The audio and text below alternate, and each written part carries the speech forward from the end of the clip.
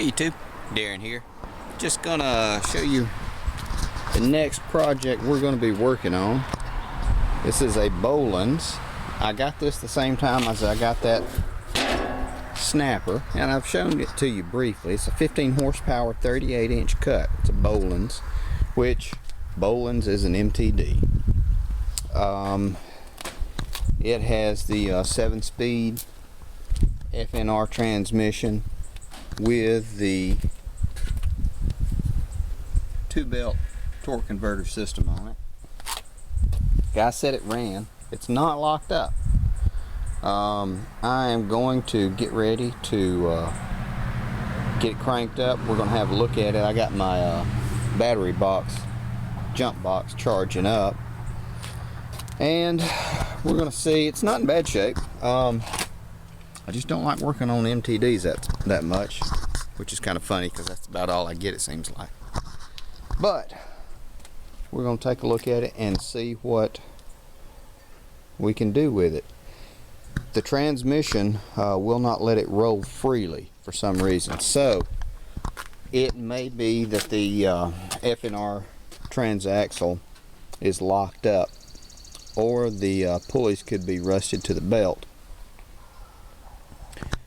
In any case, I can fix that. I just don't know if I want to. If it's going to be a big problem, and if this motor doesn't smoke when I crank it up, I may just pull it out and cut it up and sell it.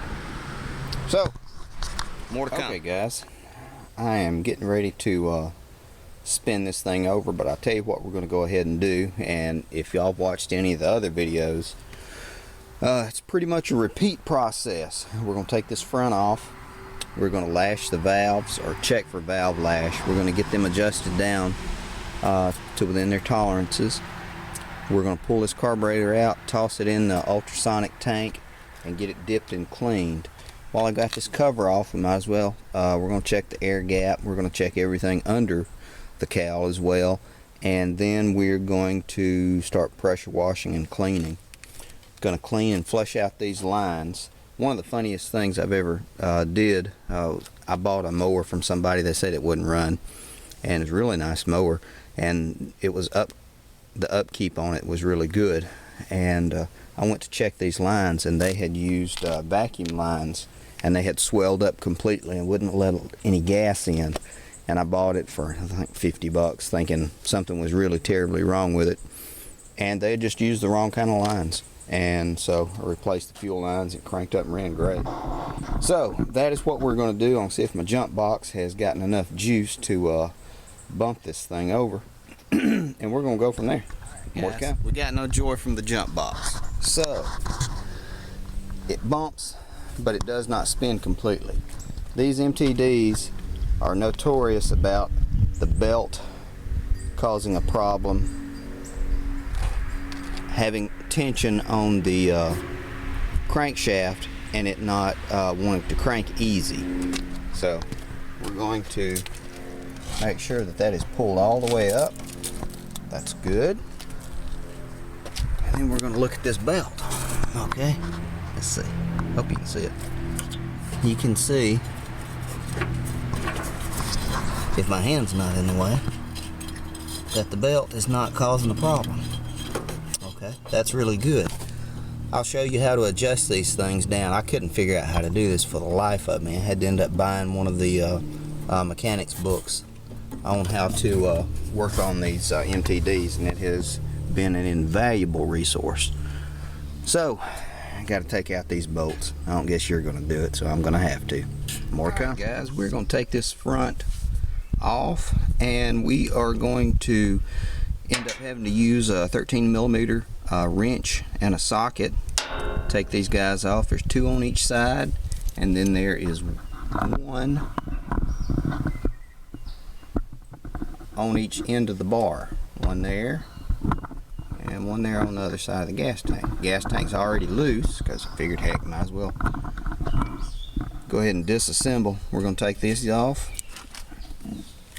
and I went ahead and sprayed them too, so they wouldn't be so hinky. More to come in just a second. I've gotten those 4 bolts out. Now 2 of those bolts also went to the to the muffler. So I went ahead and took the muffler off. Just went ahead and dropped it. That way I can spray paint the front of it and everything to make it look nice and pretty. I know the heat will burn it off again, but it'll look nice and pretty for somebody for a while. These are going to be 10 millimeters, and I have sprayed them also just to get them nice and loose. And now I got to go over here and catch the other side as I unbolt it, because I don't want to scratch up my hood. So more to come, guys. We are getting ready to check the overhead valves. We're going to check the rocker arms for their gap. If the gap is too much, too far, it'll chatter. It'll be really hard to crank. And if it's too close, it'll just spin. I've done that too. And also, I'm just curious, when I get these in, I'm going to sell them. Look at this, because you can find out a lot about what's going on from taking a look at these rocker arms. I'm using a number 10 millimeter on my quarter drive. There we go. And let's take a look. You can see oil is dirty, but there's not a lot of debris in it, so that's good. Just a second, I'll check to see if there's any gasoline in it. But let me get set up and we'll do the rest of it. More to come. We're also going to take this spark plug out so it'll spin easy and I can tell when I'm at top dead center. Some people say you can take a screwdriver and put it inside it and spin the flywheel around till it rises all the way to the top, and I guess that's one way you do it. You can also just kind of look at these as well, and that'll tell you. Plug looks in good shape. That's kind of scary. Huh. More to come. Okay, guys. I've got my gap, my feeler gauge, and I've got it set on 0.04. I already checked just to see what the gap was on it, and it was gapped at 0.012, so it was gapped at 12. So that is off. It's off a pretty good bit, but it just wore into that position. And now we are going to start with the intake. And you know the intake is the one at the top, and you know because you can see it coming in from the carburetor. Air and the gas mixture is coming in, so that's the intake. Now, before I forget and do something stupid and crack that lock retainer, I got to get my number 10.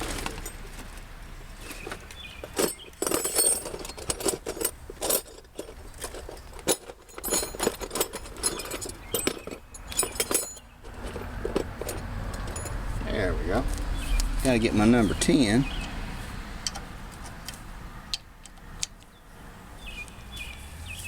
To turn it with.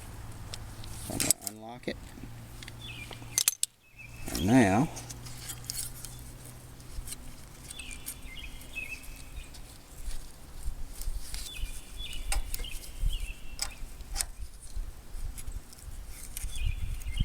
we're going to snug it up.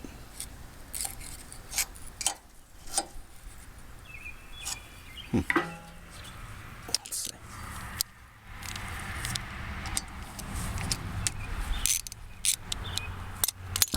There we go.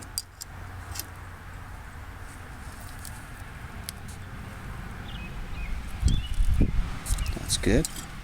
Now, we're going to end up doing this 2 times on each one just to make sure we get it right.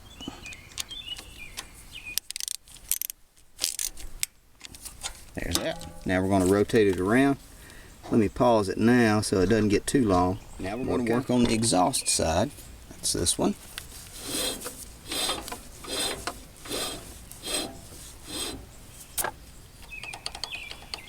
There we go. You can see how loose that is. I always just like to see exactly what I'm dealing with. The worst one I've seen is a .025, which is pretty bad. And we'll see if I can find that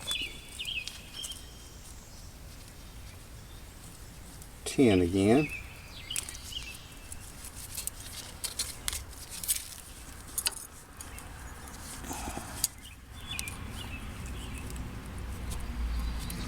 That's .10, .010 rather, and you can see it's fitting in there. So it is open 2 times more than it should be. We'll fix that. Okay, guys. Got my feeler gauge set at .004, and I've loosened the lock nut, and now we're going to tighten it until it will just fit. There we go. Now we're going to snug it back up.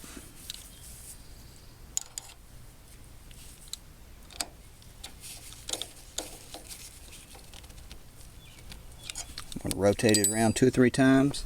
I'm going to check it all again. More to come. And that is it. Everything is in place as it should be now. Let's look at the gasket. This side right here is kind of pulled away a little bit. Doesn't look terrible. Gasket's not broken. There's not a lot of debris inside the bottom of that head. So it's not too bad. I'm going to wipe the head out, clean it. I'm going to put it back on. And I'm going to make sure the OHV is right side up, because that's always fun. Alright guys, more to come in just a minute. We're going back on with it. There we go. I'm going to cross torque everything so we don't get it too tight.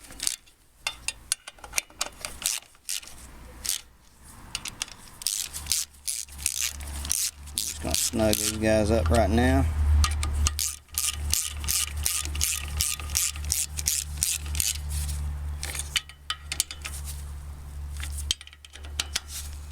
And remember, you're tightening up this bolt into aluminum threads, so you don't want to get it too tight. There we go. Okay, putting the spark plug in. I always feel it in the first thread or two with my fingers, and once I know it's in straight and not cross threaded, I'll go ahead and really put the wrench on it. And again, bear in mind, you're putting a steel object into aluminum threads, so finger tight and just a pinch extra. There we go. That's all on. Now let me see if I can find my battery box, and we'll see if we can't jump this thing off. Well, as luck would have it, my jump box is not jumping right now. It wasn't on charge, so it didn't get a good enough charge to turn this thing over. So I'm going to call it a day right here. And we will kind of update as to what all we've done. We have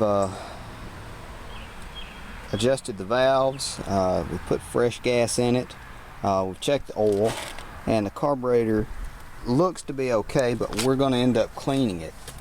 But I want to see and hear it run before I do much more to it. So that's kind of where we stand. See if we can't knock it out tomorrow. Thanks for watching, guys. Y'all go make some mayhem.